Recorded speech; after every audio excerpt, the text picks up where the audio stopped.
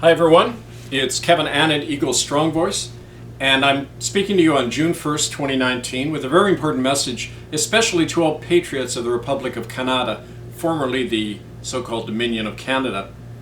And this piece is entitled, Mass Murder Without Consequences in the Great White North. How then shall we dethrone the lie? Start with a quote from my friend Delmar Johnny, former Cowichan elder on the west coast of Canada, when he said, "They're killing us with their words." Well, one of my well-meaning but uninformed supporters called me up this morning with what to her was thrilling news. They finally admitted to genocide, Kevin. They call it a Canadian genocide. It's all over the CBC. Well, she was referring to yesterday's release of the final report of the Canadian government's so-called inquiry into missing Aboriginal women that spent 3 years and $100 million to refer obliquely to what has been well known and documented for many years. Well, oh good, I replied to the woman with my best cheeky monkey attitude. Now they can prosecute those responsible. They have to, under international law once genocide has been established. Well, my friend didn't know exactly what to say. Being Canadian, the thought of there being actual consequences for official crime was no doubt a strange concept to her. It's an equally foreign idea to the officials who have killed off all those brown people and will never put themselves on trial for it. The ones who still run the government and the churches and the corporations that have spearheaded our homegrown extermination of Indians. Well, these officials are a strange breed. They toss around words like they did the bodies of their little brown victims when they threw them into residential school incinerators, or today when they dumped them overboard outside of Canada's 12-mile territorial limit. And being the ones in charge, these men can fashion anything and absolve everything with the right words. The words that are chosen to inoculate the rest of us to their depravities and to make us accomplices in them so that we too will have a vested interest in their big lie. In his book Heart of Darkness, wherein he describes European genocide, Joseph Conrad wrote, quote, "The conquest of the earth, which mostly means the taking away of it from those who have a different complexion or slightly flatter noses than ourselves, is not a pretty thing when you look into it too much. What redeems it is the idea only. An idea at the back of it all. Not a sentimental pretense, but an idea, an unselfish belief in the idea, something you can set up and bow down before and offer a sacrifice to." Well, the first and the best sacrifice in any group crime is, of course, the truth itself.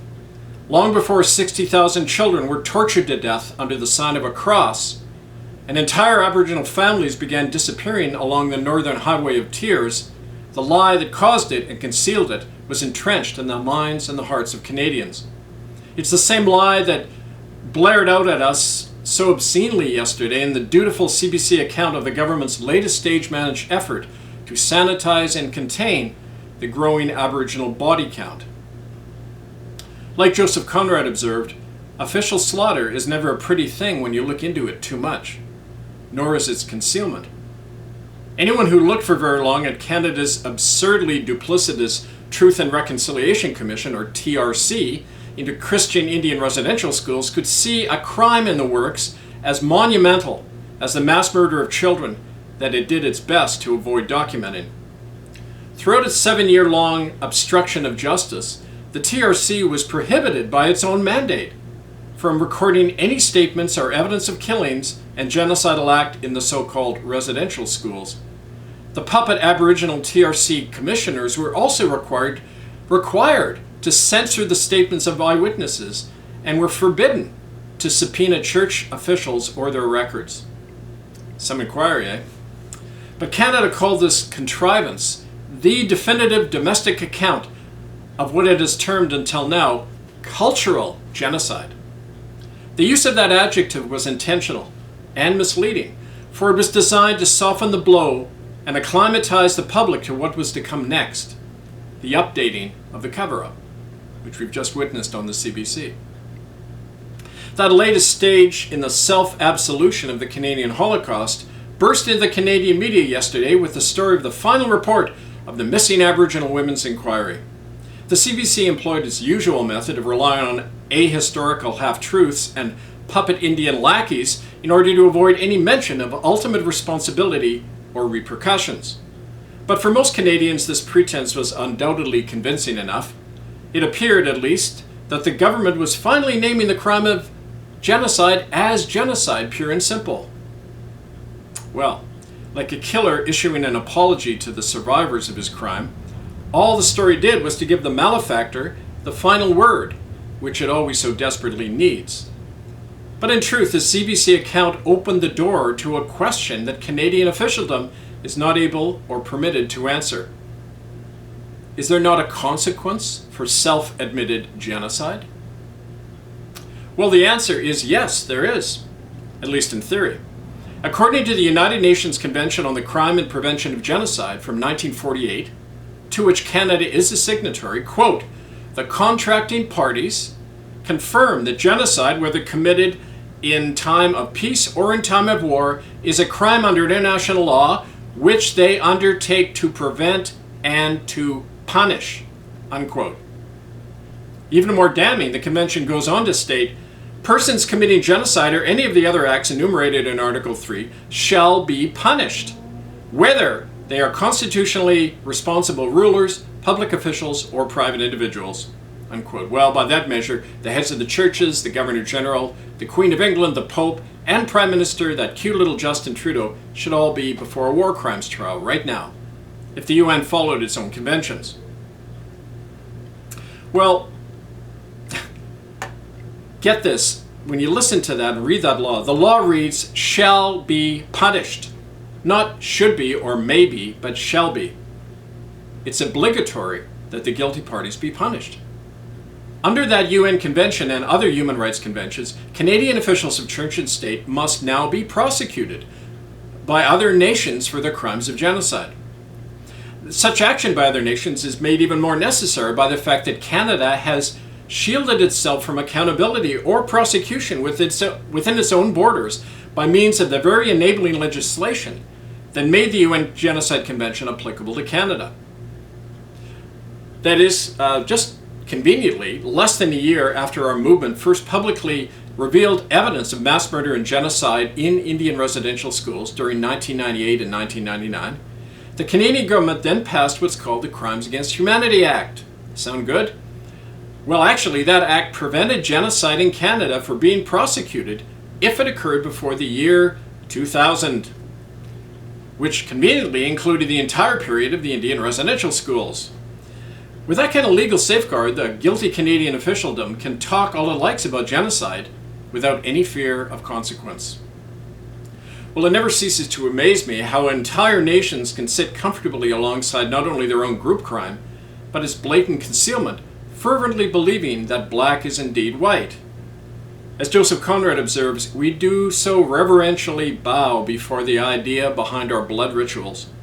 In the case of Canadians, that idea is the firm conviction that, all evidence to the contrary, we really are a people whose hands are clean. But the issue remains, as I so provocatively posed to my caller this morning, now that genocide in Canada has finally been officially admitted, why should the war crimes trials not commence? Well, you don't have to be especially erudite to know the general answer to that one. Because the killers are the ones still in charge, dummy. Fine.